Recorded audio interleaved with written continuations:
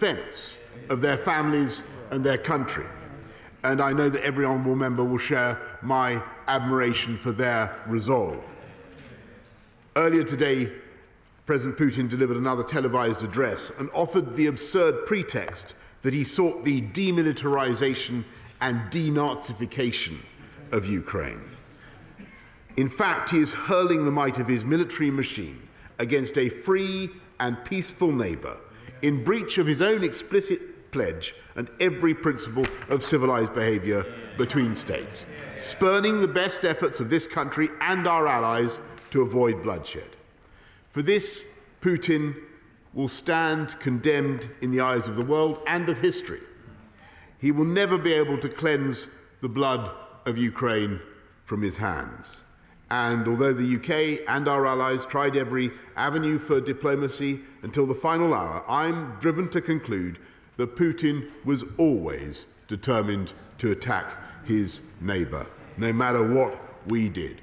Now we see him for what he is, a blood-stained aggressor who believes in imperial conquest. I am proud that Britain did everything within our power to help Ukraine prepare for this onslaught, and we will do our utmost to offer more help as our brave friends defend their homeland. Our embassy took the precaution on 18th of February of relocating from Kiev to the city of Lviv in western Ukraine, where our ambassador Melinda Simmons continues to work with the Ukrainian authorities and to support British nationals. Now we have a clear mission: diplomatically, politically, economically, and eventually militarily, this hideous and barbarous venture of Vladimir Putin must end in failure. At the G7 meeting this afternoon, we agreed to work in unity to maximise the economic price that Putin will pay for his aggression. And this must include ending Europe's collective dependence on Russian oil and gas that has served to empower Putin for too long. So I welcomed, again, Chancellor Scholz's excellent decision to halt the certification of Nord Stream 2. Mr. Speaker, countries that together comprise about half the world economy are now engaged in maximising pressure, economic pressure, on one that makes up a mere 2%. For our part today, the UK is announcing the largest and most severe package of economic sanctions that Russia has ever seen.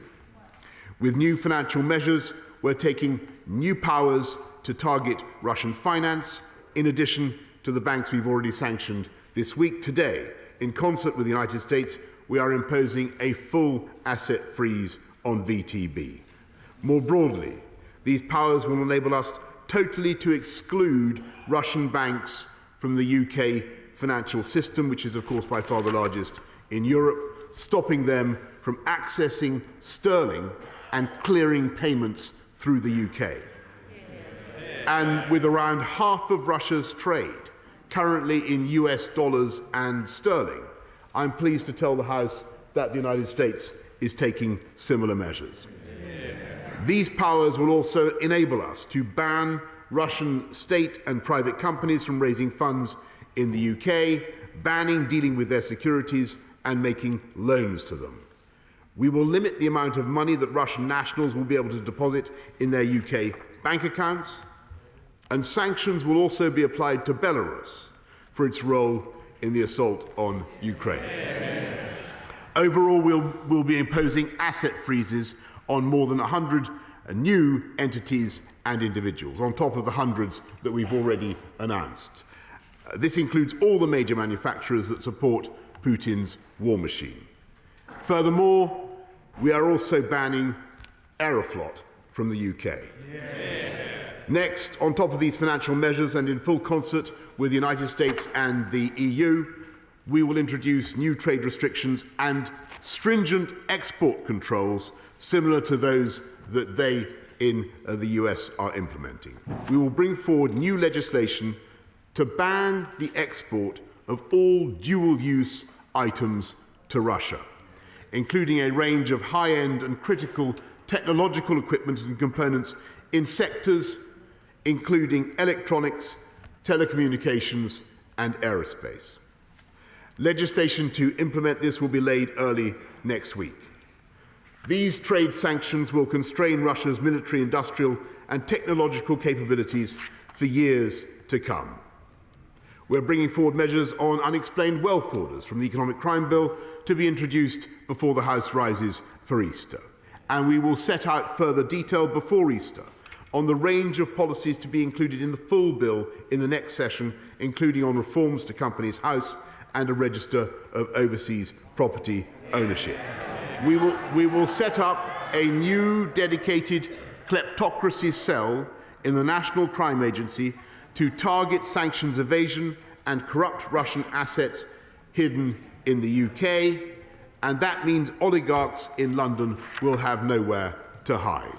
And Mr. Speaker, I know that this House will have great interest in the potential of cutting Russia out from SWIFT.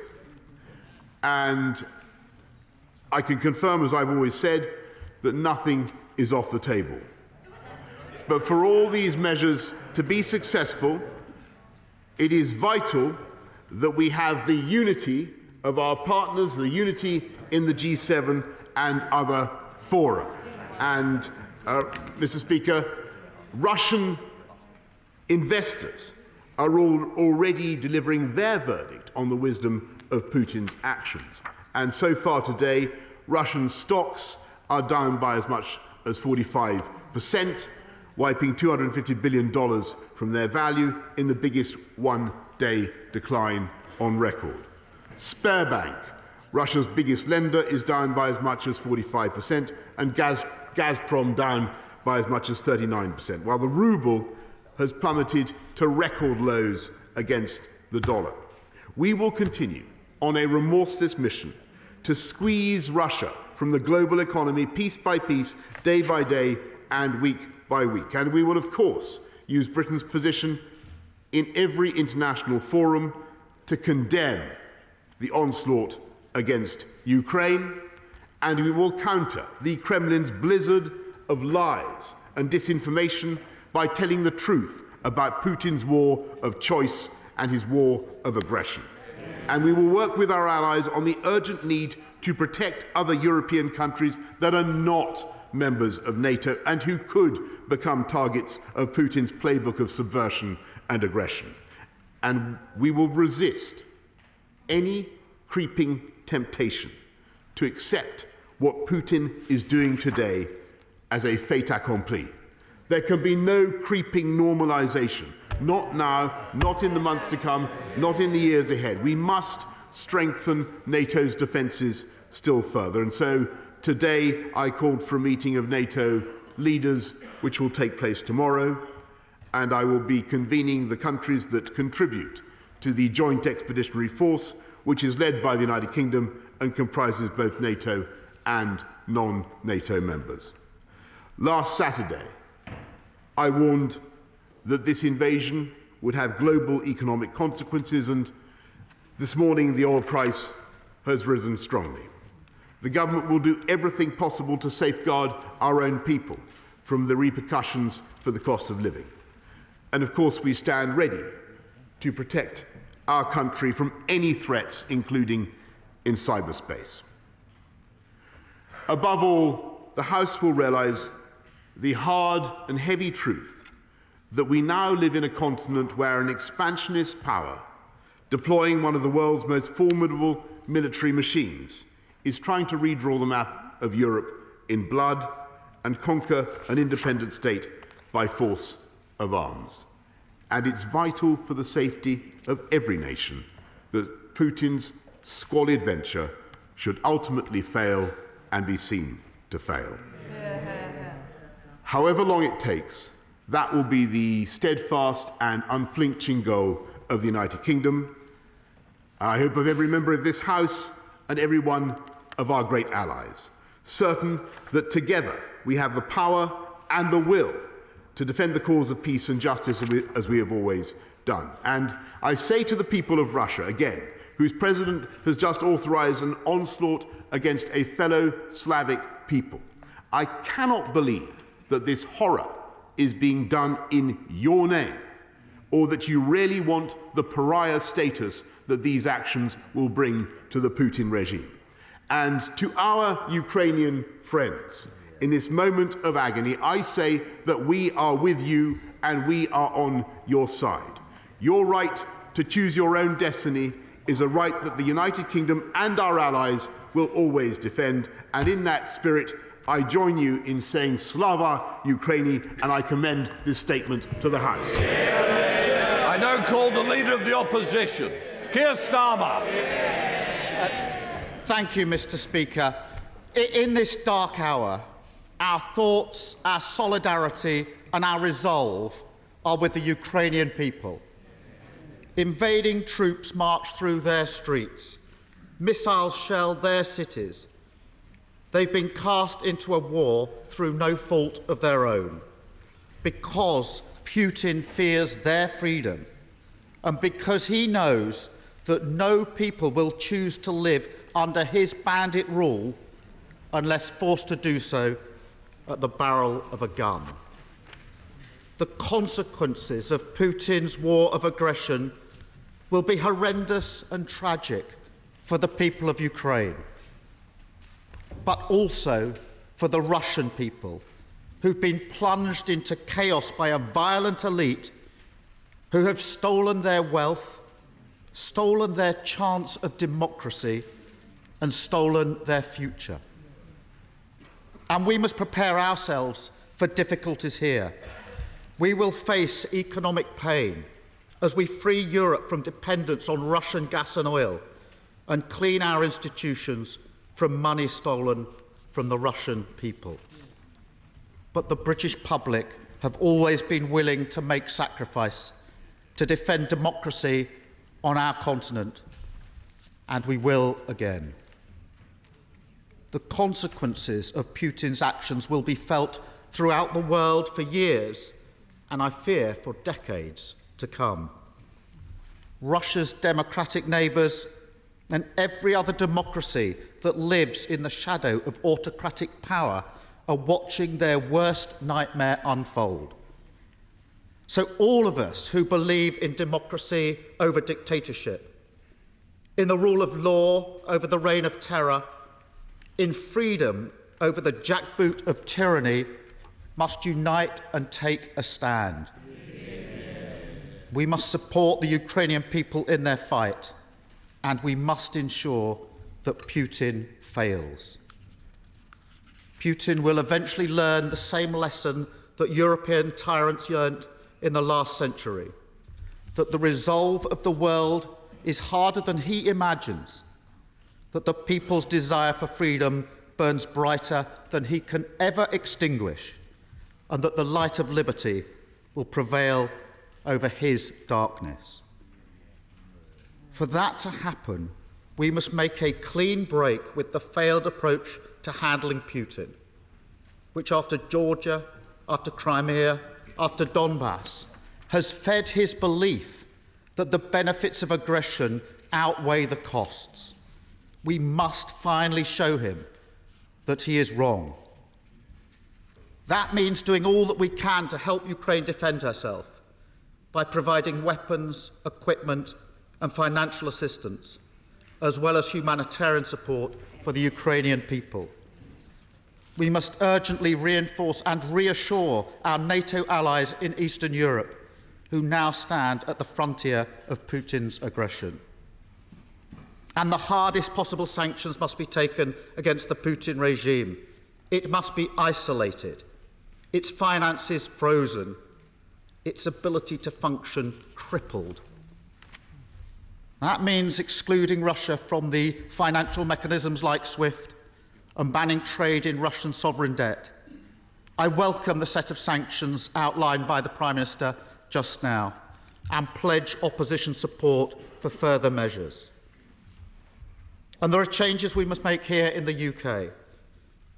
For too long, our country has been a safe haven for the money that Putin and his fellow bandits stole from the Russian people. It must now change. Cracking open the shell companies in which stolen money is hidden will require legislation. Bring it forward immediately, Prime Minister, and Labour will support it, along with the other measures that the Prime Minister has just outlined. Thank you, and we will support it. Mr. Speaker, this must be a turning point in history. We must look back and say that this terrible day was actually when Putin doomed himself and doomed his plan to reassert Russian force as a means of controlling Eastern Europe to defeat.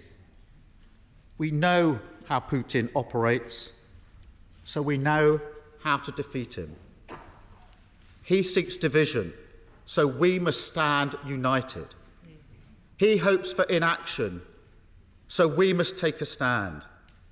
He believes that we are too corrupted to do the right thing, so we must prove him wrong.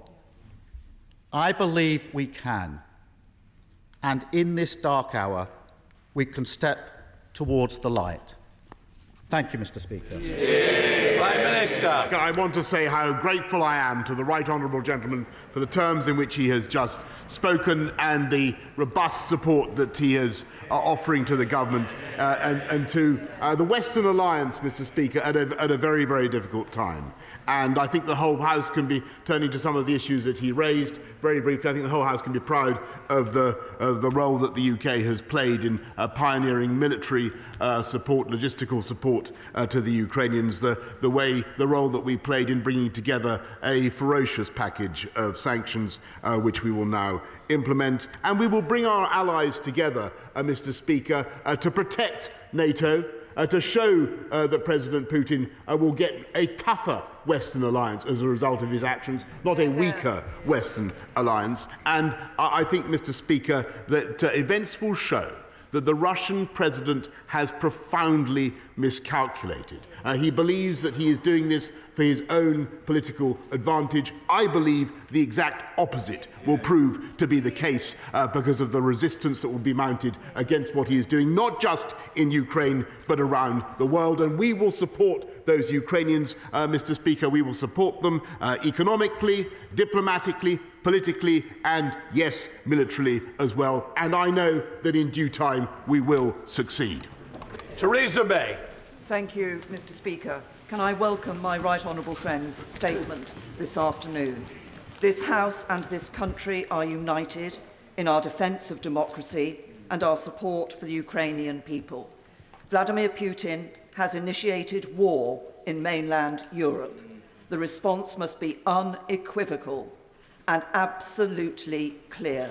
So will my right honourable friend confirm that the government is putting in place every possible economic sanction so that Russia feels absolutely the cold wind of isolation and the Russian people understand that Vladimir Putin has brought their state to a pariah state? Prime Minister. I thank my right honourable friend, and she's absolutely right about what the government is setting out to do, and I do indeed believe that that will be the result for Putin and his cronies. We now come to the SNP leader. Mr. Speaker, let me thank the Prime Minister for an advance copy of the statement, and let me also welcome the very close contact he has kept with the Ukrainian President, of course, importantly, overnight. I was grateful that I had a chance to meet this afternoon with the Ukrainian Ambassador to the UK and indeed with Ukrainian MPs. Our thoughts and our support is very much with each and every one of them, as it is with all of the people of Ukraine. Mr. Speaker, although last night's events have been prophesied and predicted for some time, the acts of Russian violence, aggression and tyranny are no less shocking. What we are witnessing is a full-scale invasion. It is an act of war.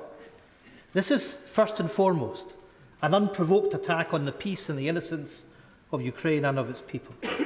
But it's equally an attack on international law, an attack on our European democracy, an attack on the peace that our continent has so carefully built over the last 75 years.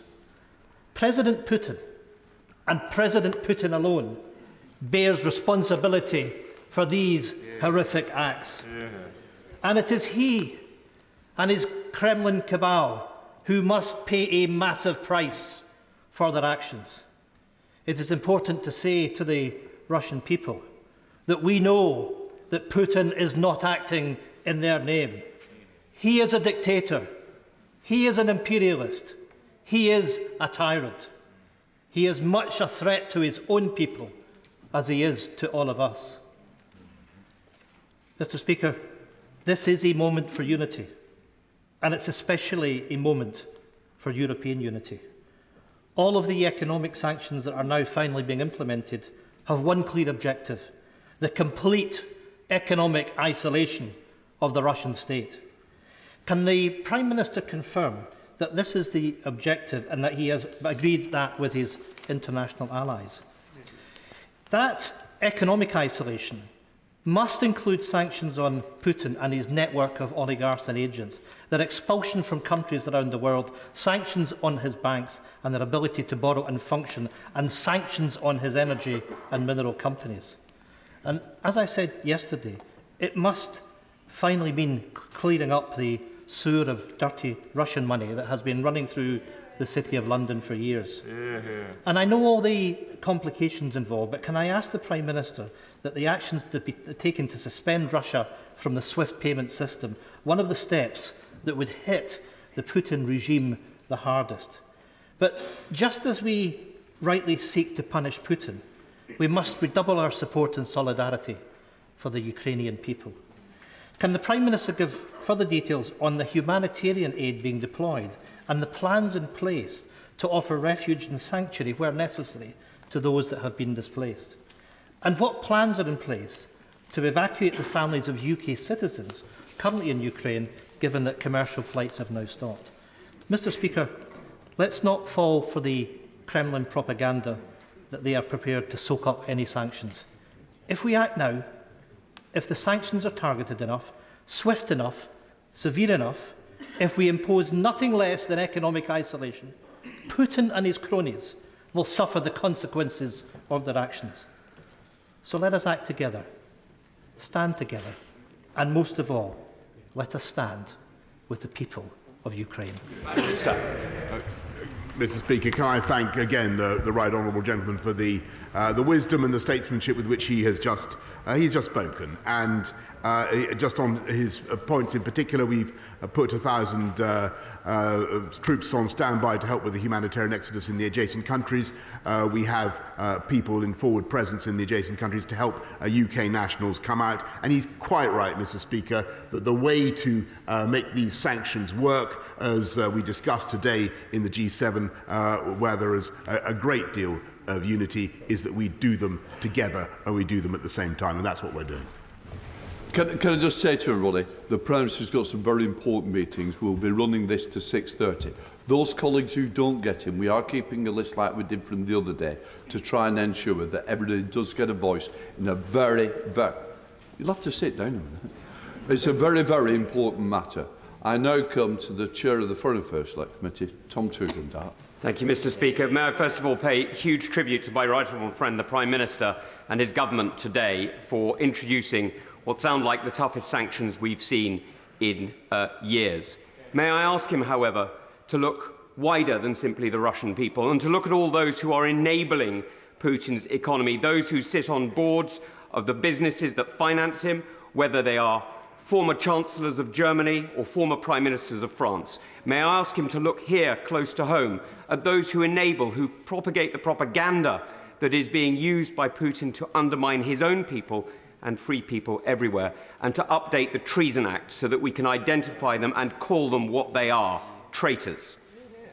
Can I also ask the Prime Minister one last question, which is when he speaks to people around the world, that he speaks with the truth that he can in Russian through the BBC Russian service and starts to broadcast in languages other than Russian into Russia so that all Russian peoples can know their oppression doesn't need to exist. They don't need to side with a tyrant. Prime Minister. Mr. Speaker, I thank him very much, and he's absolutely right that we have to look at those who abet the Putin regime, and there are many, many of them, and that's why we are looking at all sorts of ways in which we can address threats to this state, Mr. Speaker, and we are, of course, making sure that the messages from this House, which is so impressive in their unity, should be registered by the people of Russia, because we mean no ill towards them. They are as much, in many ways, the victims as the people of Ukraine of this appalling regime, and they need to know what's really going on. Dame Angela Edel. Mr. Speaker, would the Prime Minister tell us, if he can, what's going on with the Russian troops going through Chernobyl, which sent a chill through a lot of people's thoughts when we heard about it?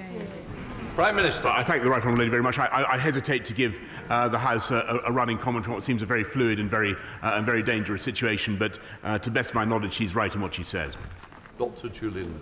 Thank you, Mr. Speaker. For the best part of 50 years, Britain gave sanctuary to the governments in exile of the occupied Baltic states. If, as appears likely, Ukraine gets overwhelmed, will we offer to give sanctuary to a government in exile pending Ukraine's future freedom? Prime Minister. Of course, I thank my old friend. Of course, Mr. Speaker, we will give all support that we can, logistical or otherwise, as Britain always has done to governments in exile. And the point I made to President, one of the points I made to President Zelensky this morning was that it might be necessary for him to find a safe place for him and his cabinet to go. Ed Davey.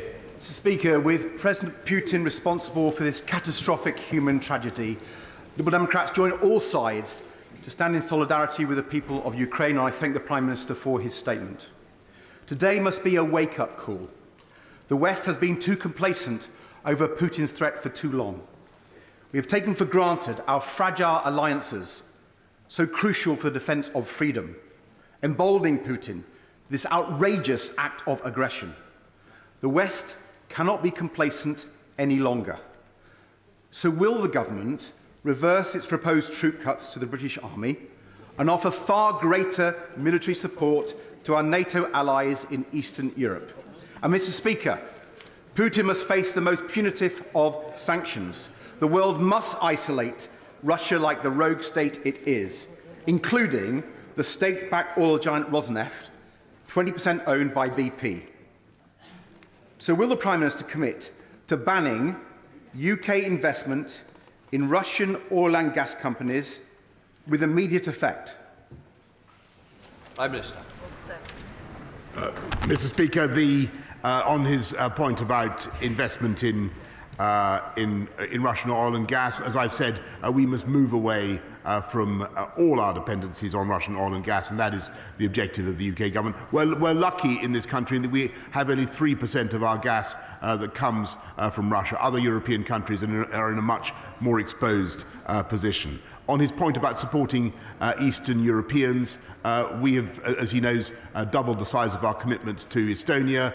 We've gone bigger in Poland, another 350 Marines from 4-5 Commando. We're in the skies above Romania. I don't believe there's another country in NATO that is currently doing more to strengthen NATO's eastern defences.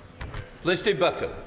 Thank you, Mr. Speaker. My constituency, Kensington, has strong historical connections with Ukraine, so I welcome this robust approach. My constituency also has seen significant property investments by Russian investors. Can I urge my right honourable friend to accelerate the introduction of a register of beneficial ownership of property? Prime Minister. Yes, she's completely right, and we need to unpeel the facade of these companies, these shell companies, so we can see who owns the property concerned. Hilary Benn. Thank you very much indeed, Mr. Speaker. It's because John Stuart Mill was right when he warned that bad men need nothing more to compass their ends than that good men should look on and do nothing, that the whole House will support the measures that the Prime Minister has just announced. Now, in his statement, he said our mission is clear diplomatically, politically, economically, and eventually militarily. What did he mean by using the word militarily? Was he referring to providing further defensive weapons to enable Ukraine to defend itself? Prime Minister. Yes, Mr. I obviously don't want to go into detail because it is a very sensitive and difficult business. But yes, Mr. Speaker, we have done, we continue to do so, and I believe I have the support of the House in intending to continue to do so. Bob Seeley. Thank you very much indeed, Mr. Speaker. I thank the Prime Minister for his words and his, if I understand correctly, early commitment to an economic crime bill and a kleptocracy cell. In relation to that, will there be a foreign lobbying bill? Will there be amendments to Libel and Data Protection Act to stop unscrupulous law firms offering intimidation services to oligarchs and kleptocrats? And will the NCA be properly funded, as the ISC report suggested, so it will be able to take on the kleptocrats, the autocrats and the oligarchs in this country? Mr. Speaker, I'm grateful. As I said in my opening statement, we are setting up a new combating kleptocracy cell in the National Crime Agency to target the very individuals that he mentions. Sarah Champion. Thank you, Mr. Speaker. Let us be under no illusion.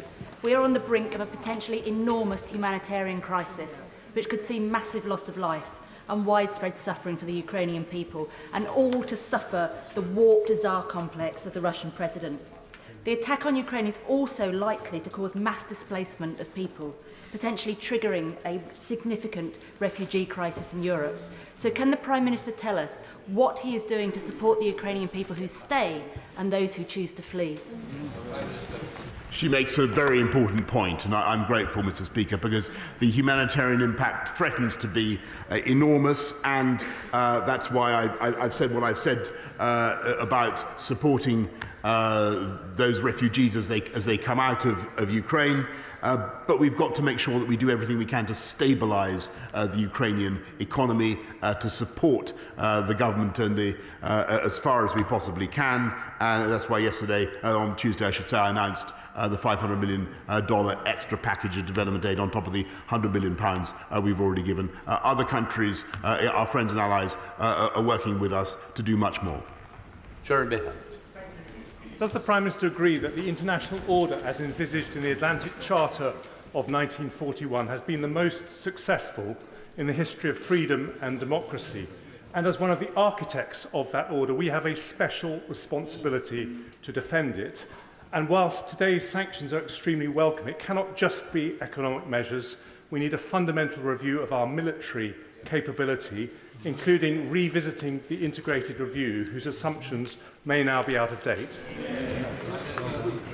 Mr. Speaker, the integrated review begins with the assertion that the most important area for our national security is the Euro-Atlantic area, as I believe I said to the honourable gentleman opposite on Tuesday. And that remains fundamental, and that's why we've continued with the investment that we have in NATO, where the second biggest funder of NATO is, as the honourable gentleman knows. But he's my right honourable friend knows. But he's right in what he says about what's at stake. This is about the whole idea of that wonderful thing that was so inspiring when some of us were young, of a Europe whole and free, that fantastic revolution that happened in 1989 and 1990 when communism fell, Mr. Speaker. It was a great moment for humanity, and we mustn't allow it to slip through our fingers. Clive Lewis. Thank you, Mr. Speaker. I would like to say on behalf of the people of Norwich that we show our solidarity with the people of Ukraine. But warm words will not defend the Ukrainian people. I've been speaking to people who have been liaising with Ukrainian trade unions, people who've been fighting privatisation and wage cuts. But they say one thing, that they will not run from their homes. They will defend their families. Those people need to be able to defend themselves. I support the Prime Minister's assertion that we will be providing more defensive capabilities for that end. But let me say one thing, Prime Minister and Mr. Speaker. Will you agree, Prime Minister, that we must have an end to this by a negotiated settlement and not by an escalation of military means? Mr. Speaker, I think the whole House, everybody in the world would want President Putin to have chosen the path of negotiation. He had that moment. And that's why, if you remember, we had that discussion in this House on Tuesday about that perilous moment which we all discussed. He had that opportunity. I'm afraid he's missed it. He's chosen the path of overwhelming violence and destruction. And I'm afraid that puts us on a very, very different course. And we have to accept that reality. David Davis. Everybody will wholeheartedly support the Prime Minister's sanctions, hopefully against all 140 Russian oligarchs that support Putin and against all the major banks. The Prime Minister also described the Russian state as a pariah state. And he's right, because they have broken international criminal law on a major scale. Can we actually implement our view of the pariah state by ensuring that everybody involved in that decision, if they leave Russia to go abroad, face international criminal sanctions wherever they go? I thank my right honourable friend, and that is exactly what we can now do, thanks to the measures that this House has passed. Neil Hamby. Thank you, Mr. Speaker.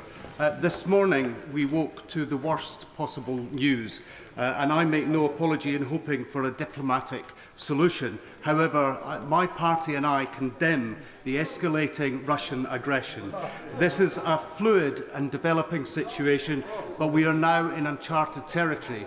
I can update the House that whilst there have been calls in this place for Alex Salmond to cease broadcasting on Russia Today, negotiations have obviously been happening in the background, and I can confirm that he has suspended broadcasting on Russia Today.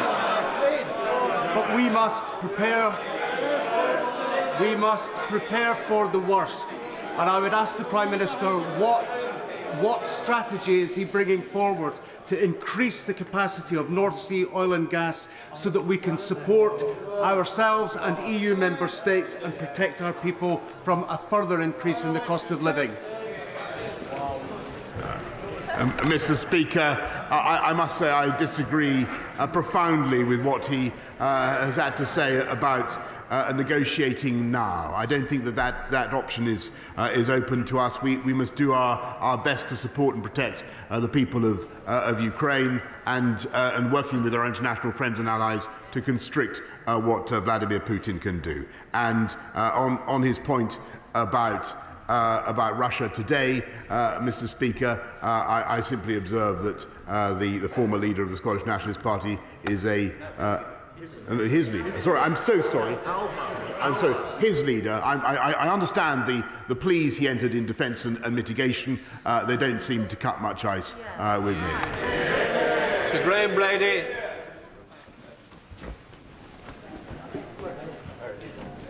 I wasn't standing. Steve Crabb is the name. Mr. Speaker, I strongly welcome the further set of sanctions announced by the Prime Minister this evening, and we look forward to further steps being taken in the days ahead and not being held back by perhaps some of the slower-moving members of the alliance in Europe. But does the Prime Minister agree with me that if sanctions are really to bite on Putin and his gangster government, then inevitably it will mean cost and inconvenience to UK economic interests, but that cost and inconvenience will be as nothing compared to what the people of Ukraine are going through, and we stand with them this evening? Yes, I'm afraid my honourable friend is right. It will mean cost. It will mean inconvenience. It will mean difficulty for us in the UK. But that will be a price worth paying, Mr. Speaker, for defeating the objectives of Vladimir Putin and showing that aggression does not pay. Dame Diana Johnson. Could I just follow up on the question from the Honourable Member for the Isle of Wight about the Combating Kleptocracy cell in the National Crime Agency, and just seek from the Prime Minister a view whether additional powers will be required for the National Crime Agency and additional resources for them to do their work. I thank her very much. They will, of course, they have plenty of existing statute, but the additional powers that they will have, amongst other things, will be the ability to peel back the facade of ownership, which I think will be extremely valuable.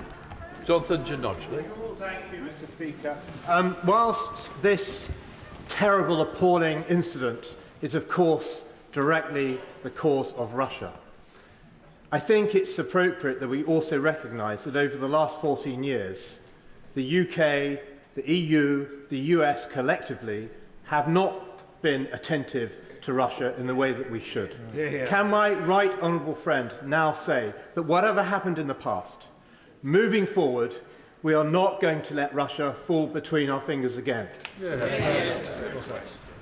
Mr. Speaker, I think the lesson of 2014 is that the whole of the West failed to respond in the way that we should. And when a sovereign country was invaded and part of that country was occupied, I'm afraid it was quite wrong that we tried to manage the situation with the various diplomatic processes that we did, which in the end produced absolutely nothing except finally this catastrophic invasion today. We have to a bitter lesson, Mr. Speaker, about how to deal with Vladimir Putin.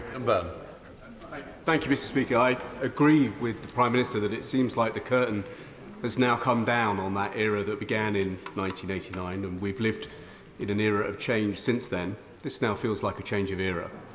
In this new era, the permissive environment that we created for the Kremlin's quartermasters to live, to invest, and to party in London, sometimes with the Prime Minister himself, that must now come to an end.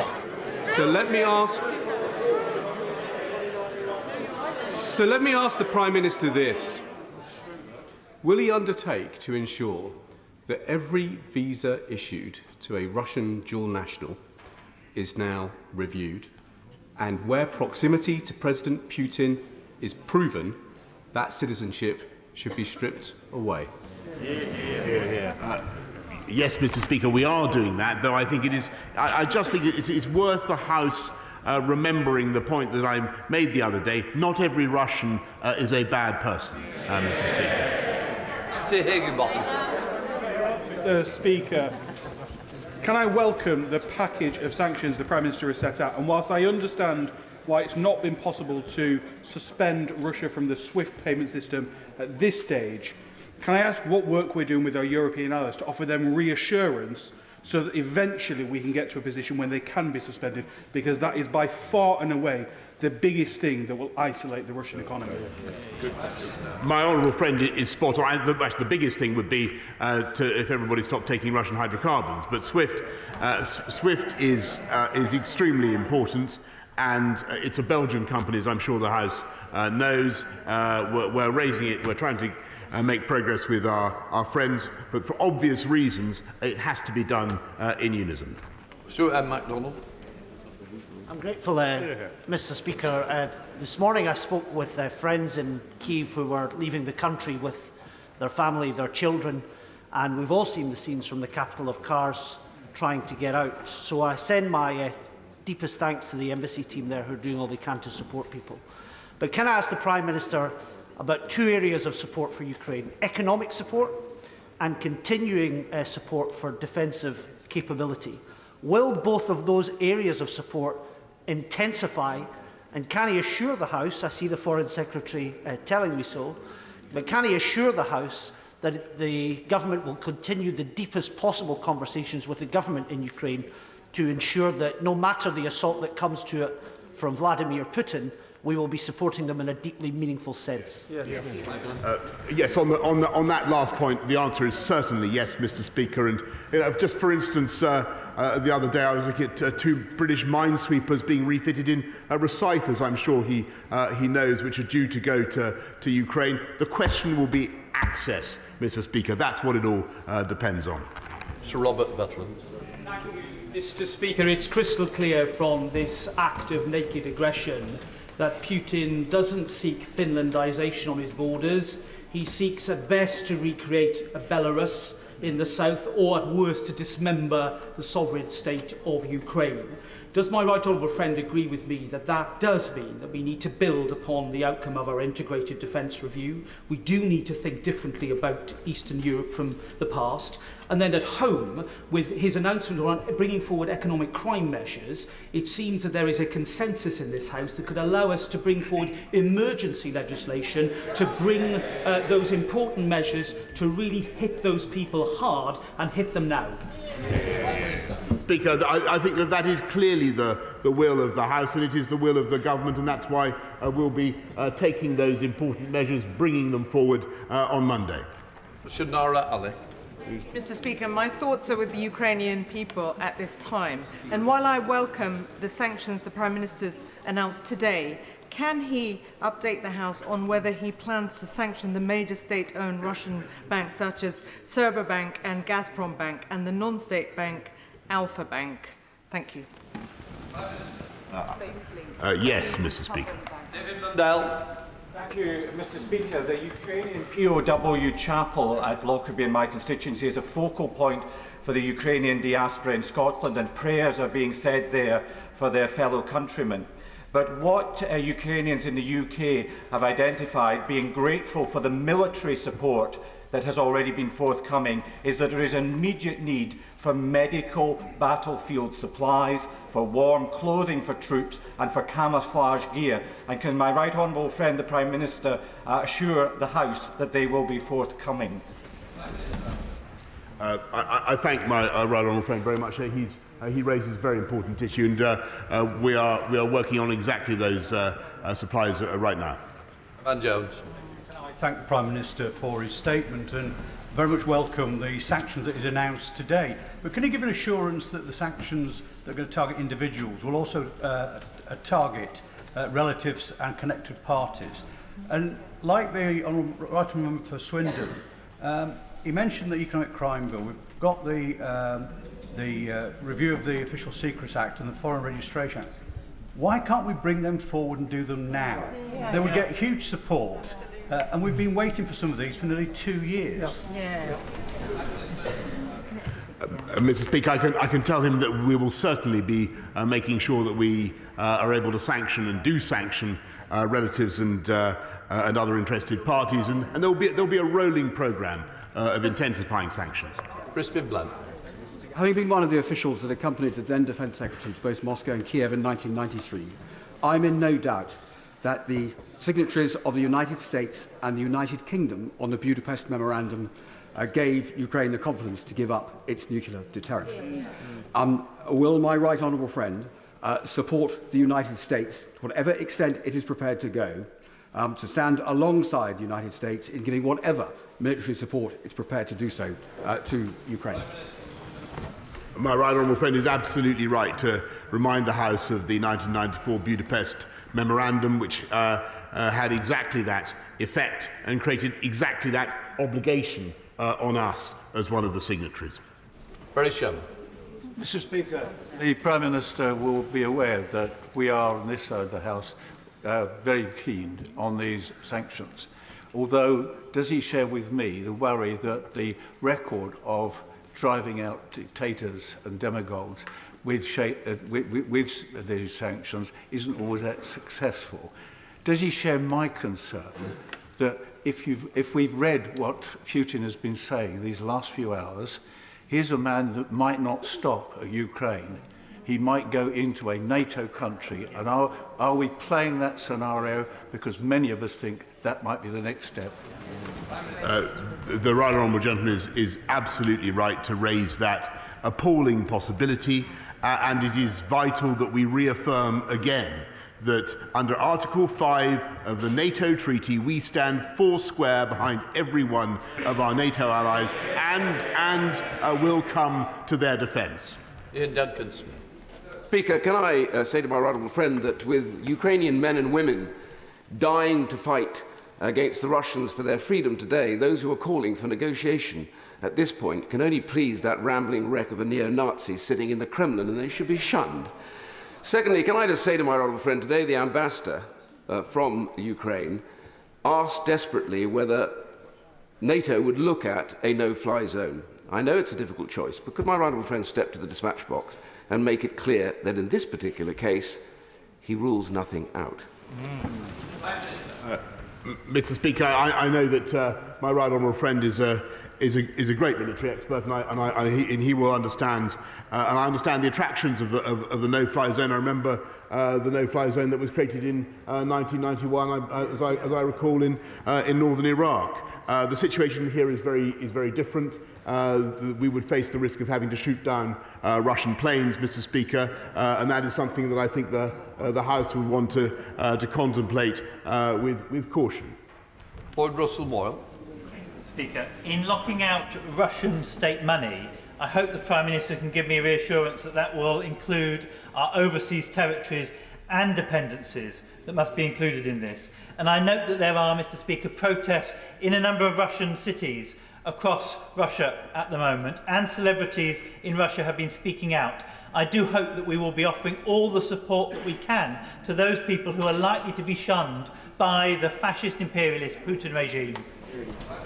Yes, and can I say, Mr. Speaker, that one of the reasons why I want to keep our fantastic British Embassy staff in Moscow, even though the temptation is there simply to sunder diplomatic relations with Putin, I want to keep them there to support groups such as the ones he mentions. Bob Stewart. Mr. Speaker, I've given evidence for war crimes trials. It was genocide and crimes against humanity the people were charged with. Could I ask my right honourable friend and the House to agree with me that any Russian who kills a Ukrainian must remember that one day they may well be brought to court for crimes against humanity or genocide? Yes, Mr. Speaker, and not just any Russian combatant, Mr. Speaker, but anyone who sends a Russian into battle to kill innocent Ukrainians. Bill Esterson. Thank you, Mr. Speaker. President Zelensky has called for the toughest possible sanctions. For them to be the toughest possible, that must mean immediate. So in his statement, he talked about in the next session for the economic measures, including on Companies House and on the Register of Overseas Property Ownership. But in answer to the Right Honourable Member for Swindon, he said something about bringing forward on Monday. Which of these is it? And if it is Monday, will it have the same effect as is required for that immediate action? We'll be bringing it forward on Monday, Mr. Speaker, and we want to have, I hope, and I'm grateful for the support of the opposition, we want immediately to start cracking down on these individuals. Jesse Dolman. Thank you, Mr. Speaker.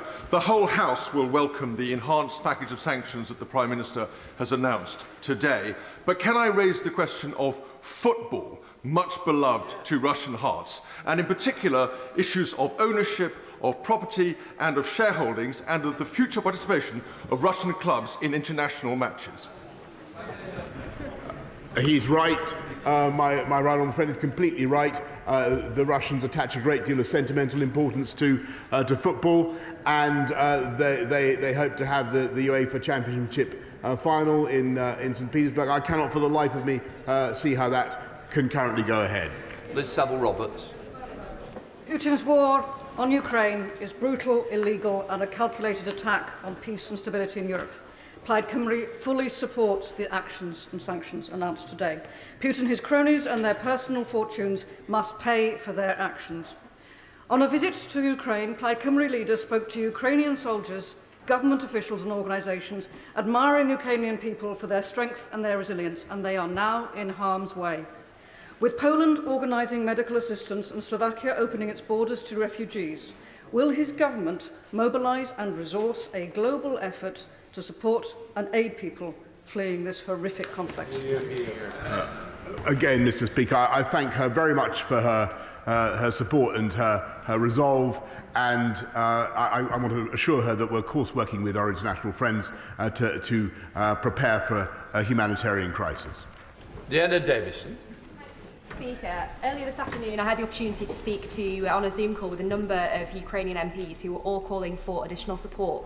One of the key things they were discussing is concerns that their communications networks may get shut down. So can I urge the Prime Minister to ensure we're doing all we can to provide things like satellite phones to make sure they can still communicate, not just internally, but with us here in the UK too?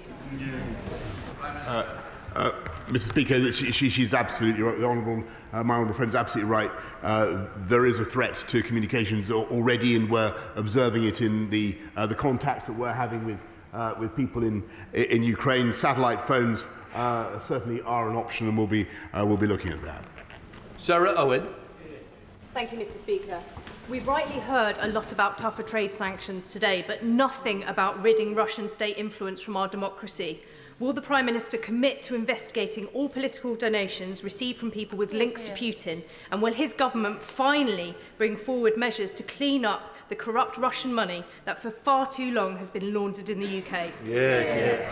So, Mr. Speaker, all political donations are properly registered and monitored, and I can tell her that we are putting forward and progressively over the last few days and weeks and today the biggest ever package to crack down on dirty Russian money, not just from Russia but from anywhere.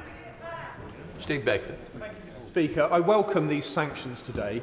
My right honourable friend's been crystal clear that all Europe needs to end dependence on Russian oil and gas. Could he tell us a little bit more about how he intends to see that comes to pass? Thank you. I thank my right honourable friend. The key thing is to get people, first of all, to recognise the scale of their dependency, as in any addiction.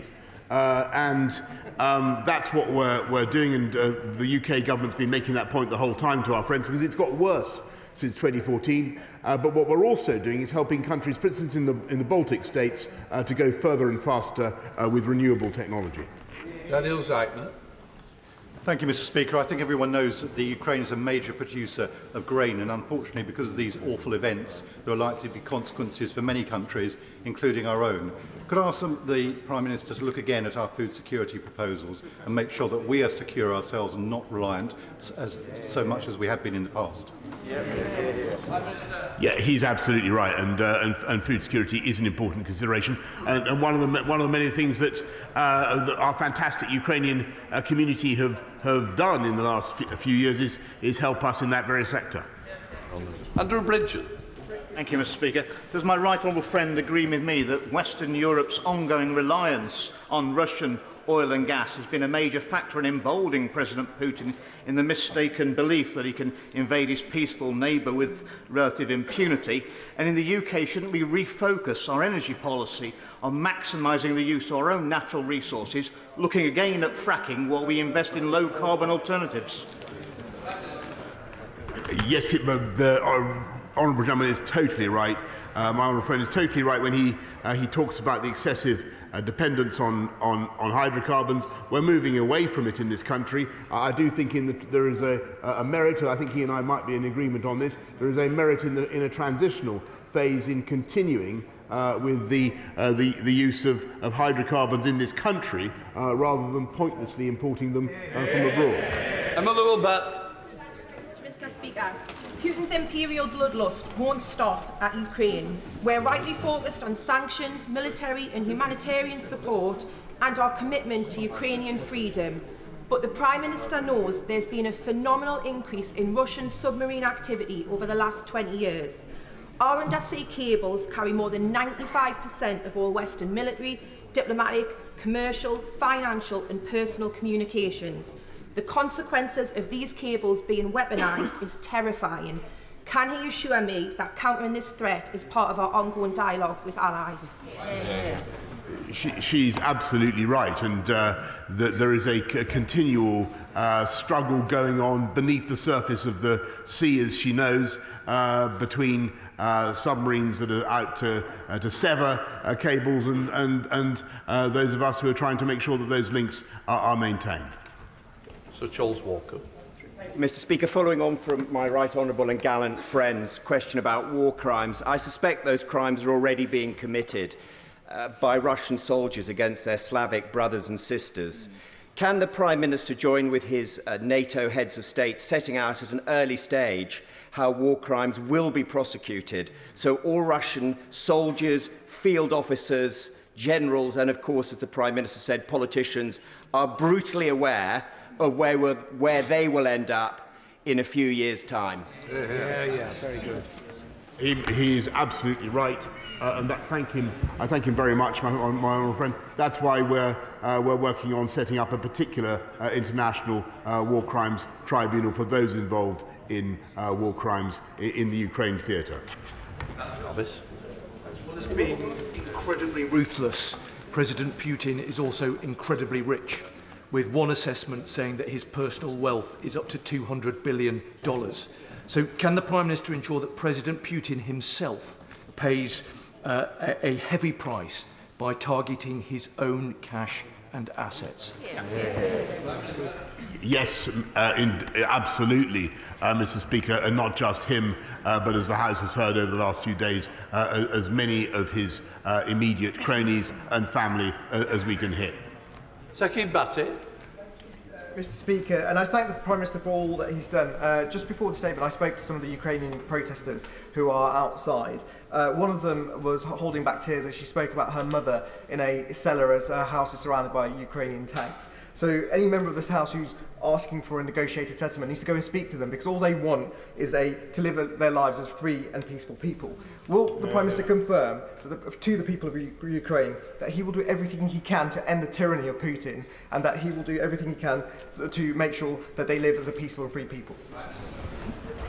Yes, I certainly can confirm that, Mr. Speaker. And what I can also say is that I believe by making this invasion, I think that President Putin has done more than anybody else to bring his regime to an end. Because I think in the end he will pay a huge price for what he has done, and I know that this House will want to make it so. Colin Bishwood. Thank you, Mr. Speaker. Can I welcome and support the measures outlined by the Prime Minister today? Putin is a gangster and a despot who has been trying to undermine and subvert democracy across the world for years. One of the tools that he uses is through political donations to political parties, including in this country. Will the Prime Minister commit today to ridding the democracy in London from to ridding Russian money out of democracy in this country? Yes, of course, Mr. Speaker. Blake Drummond. Thank you very much, Mr. Speaker. Estonia, Latvia, Lithuania and Poland today triggered Article 4 of the North Atlantic Treaty, and I think I heard that we are going to be joining in those discussions.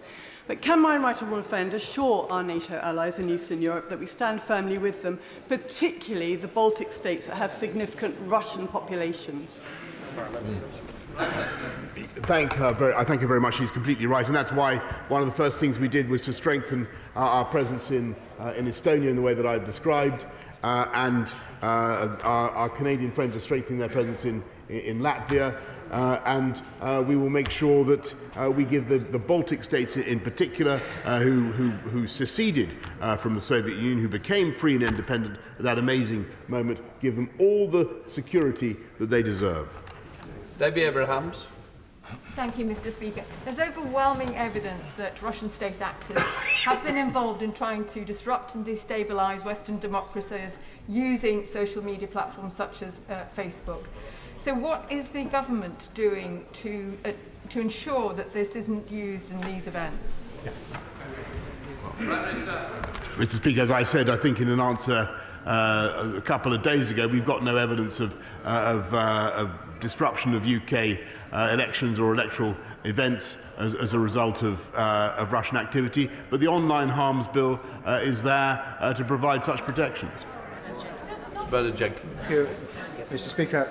Can I thank my right honourable friend for his statement, and indeed thank the Leader of Her Majesty's Opposition for his supportive and moving words. But can I also reinforce the point made by my honourable friend for Huntingdon? Why has it come to this pass? How has the West in general, and the United Kingdom in particular, been so asleep at the switch for such a long period of time? And I commend the Defence and Security Review, but isn't it now time to ask what the permanent and impartial machinery of our government does, failing to provide ministers with consistent advice about the strategic threats that our country faces?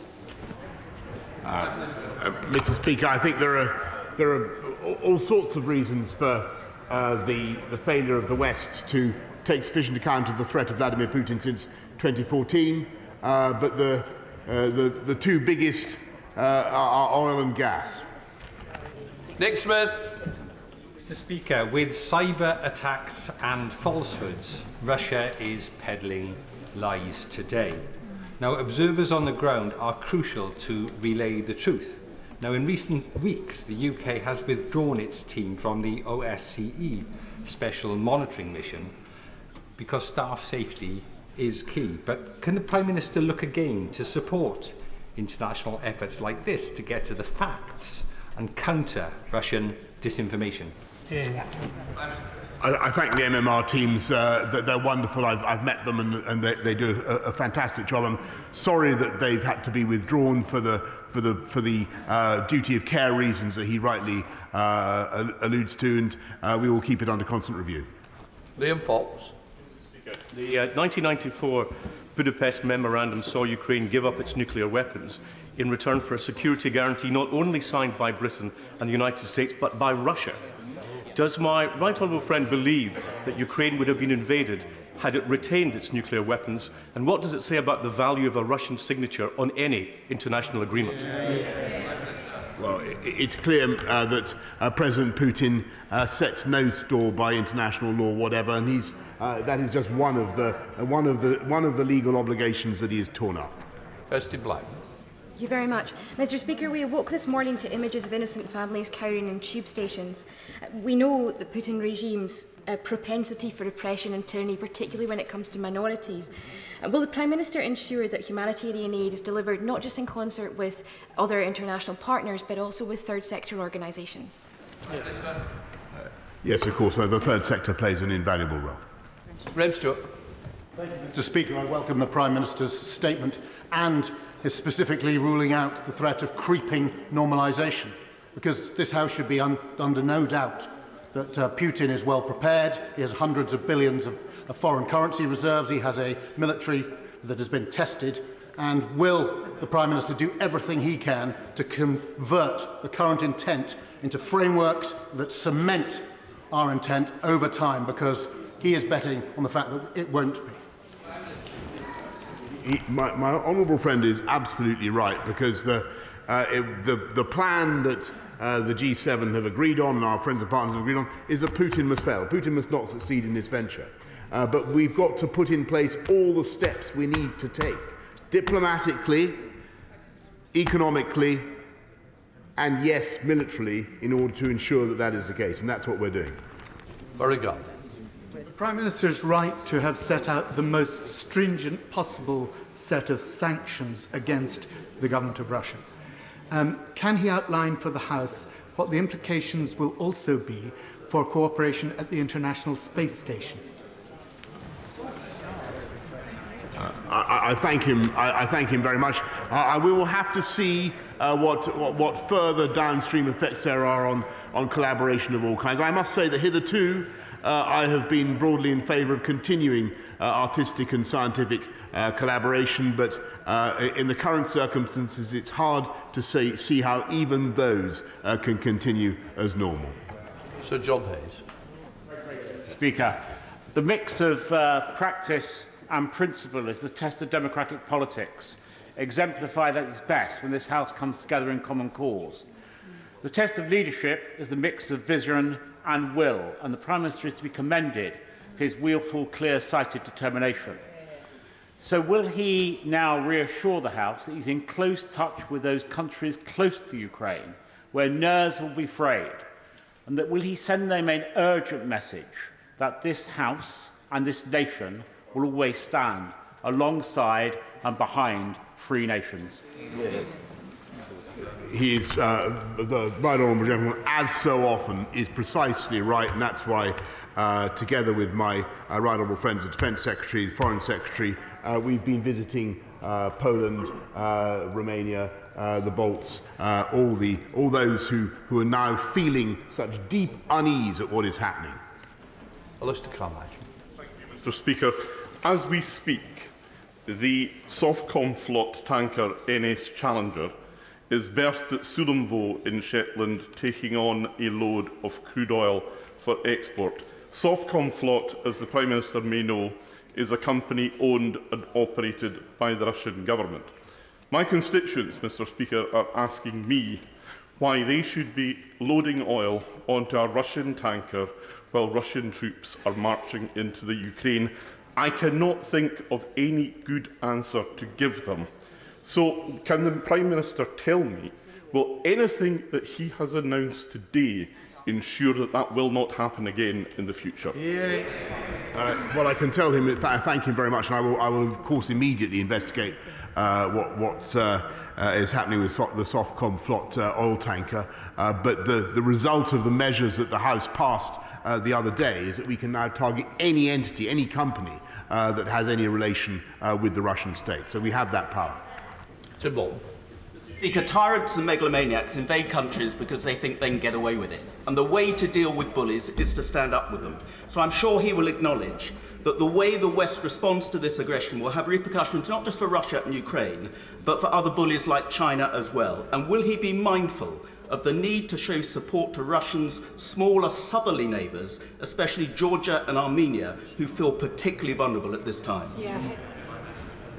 Yes, I thank him. He's right, because the read across, the knock-on is obvious for Georgia and Armenia. What he proposes to create, Putin, is a new sphere of influence, a new Yalta, in which those countries come behind his new Iron Curtain.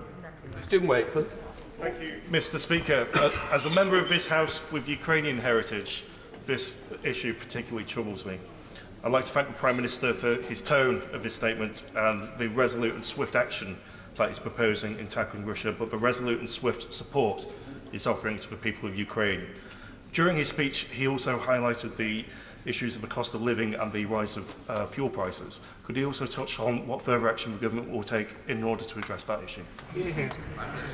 I thank him very much, and I think he's quite right, because I think people across the country will be thinking about the effect on us all of the increase in the price of oil and gas as a result of a war in Ukraine. We will continue to do everything we can to help people to abate the cost, to support people through councils, through all the funds that we're giving, the reduction in council tax, Mr. Speaker. But the best thing that we can do is ensure that people are in good, well-paying jobs, and that is in that we are certainly succeeding. But in the medium and the long term, we've got to have more self-reliance in this country on our own energy supplies, and that is what this government is also committed to building. Geoffrey Clifton-Brown. Mr. Speaker, one of the most important economic sanctions we can take against Russia is by freezing its sovereign debt.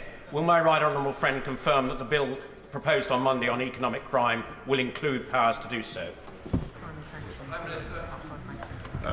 Mr. Speaker, we're taking the most powerful measures against Russia and the Russian economy that have ever been taken. I think probably the most powerful ever taken by any country.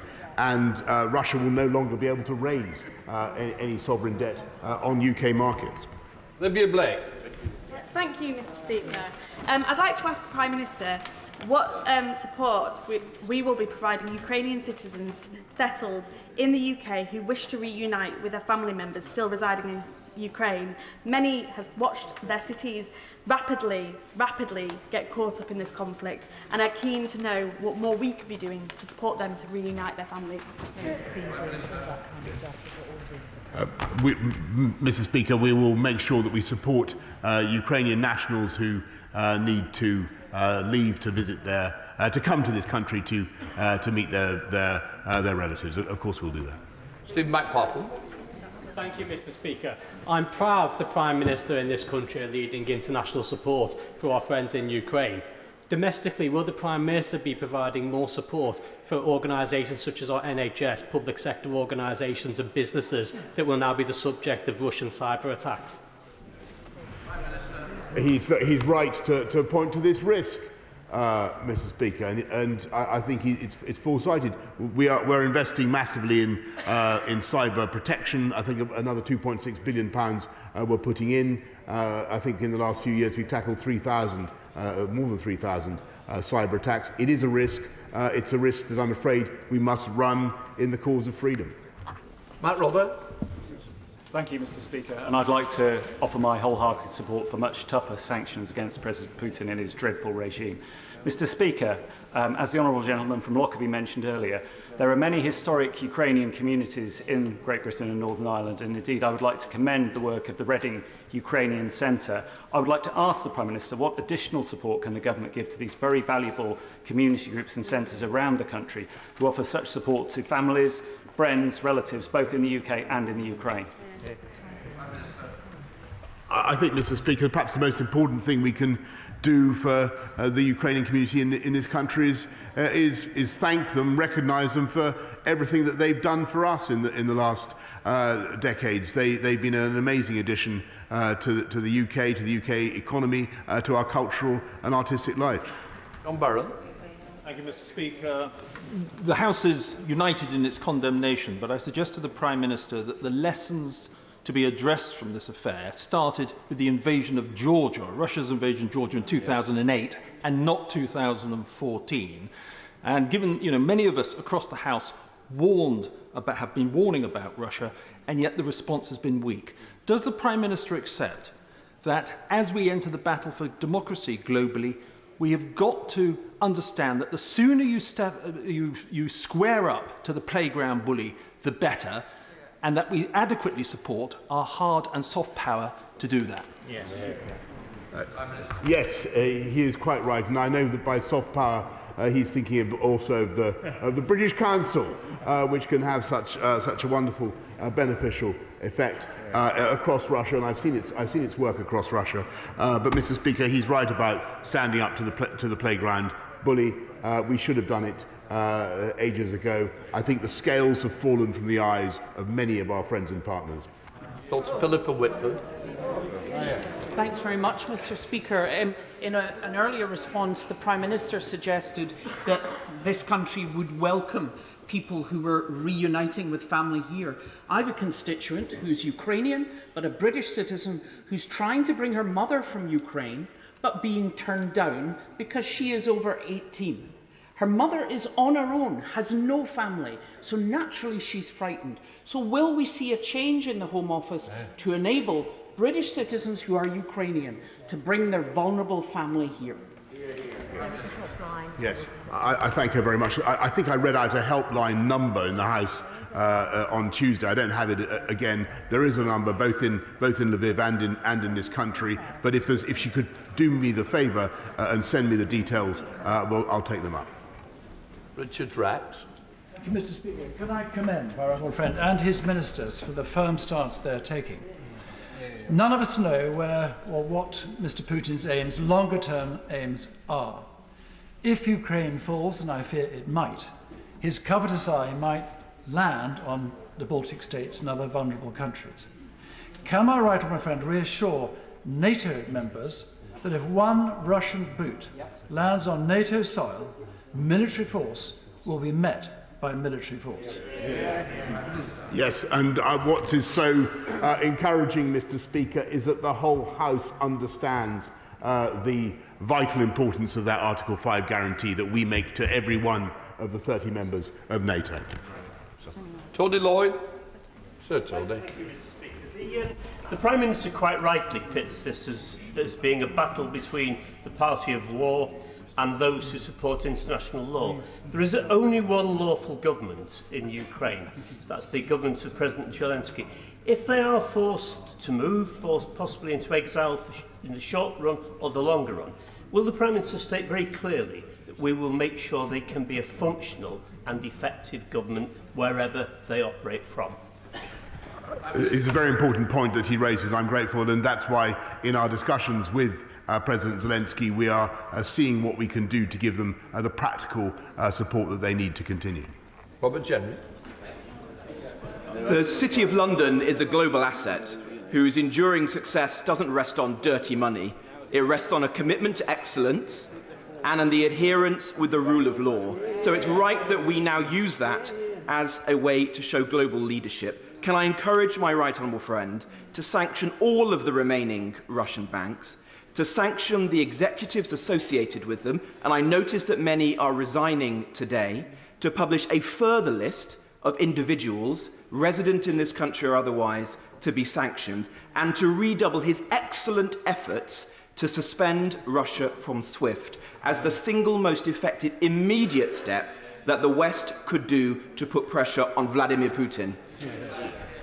I thank him very much. I thank him particularly for his important testimonial to the City of London, whose work should not be sullied, Mr. Speaker, by association with ill-gotten Russian money. But the programme that he set out for sanctions is exactly the right one, and the one the government is following.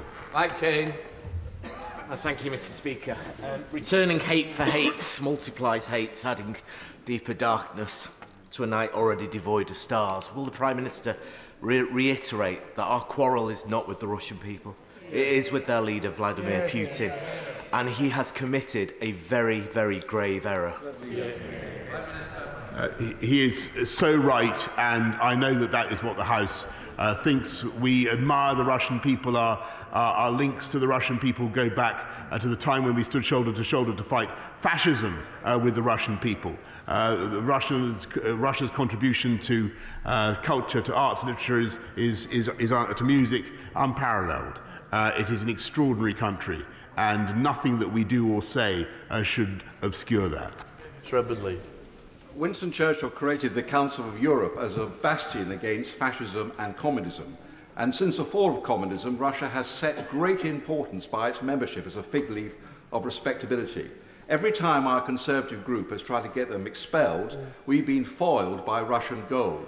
Will the Prime Minister now instruct his ambassador on the Council of Europe to move for the immediate expulsion of Russia from the Council of Europe so there is no place for gangsters in the halls of civilised nations? Yes, I think eloquently put, Mr. Speaker, and he's dead right. And I think that my honourable friend for Henley made the point the other day, and I certainly, who's on the Council of Europe, and I certainly agree with that. Geraint Davis. Mr. Speaker, so many Russians today see the attack on Ukraine as they would see an attack of their father on their mother, because there's such intimate family relationships between these two groups. And today, thousands of Russians are protesting in cities against their domestic law, against this awful war. Will he provide them with his support? Will he amplify their support to help reduce the support, any support there is for this ridiculous war, and also provide sanction and safe haven for people, refugees, including troops who may want to re-engage, for the troops outside of Ukraine, so they can re-engage, so we can win this war at home and abroad?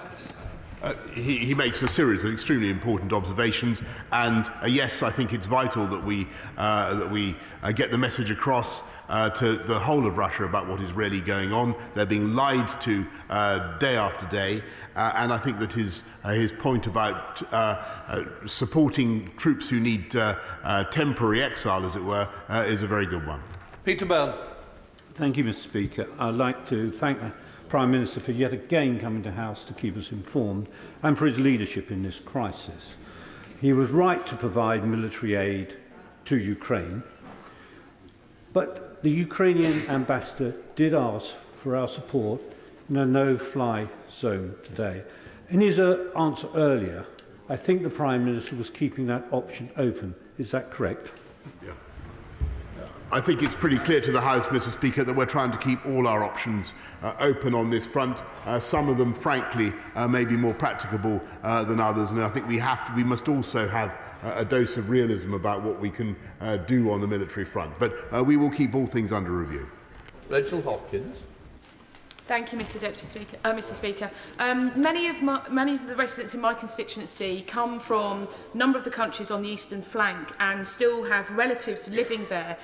Obviously, like us, they will be deeply concerned about the humanitarian impact of the crisis. So, what steps is the government taking to prepare for the humanitarian issues? And with the 1,000 troops on standby to help with humanitarian assistance, will they now be deployed? I think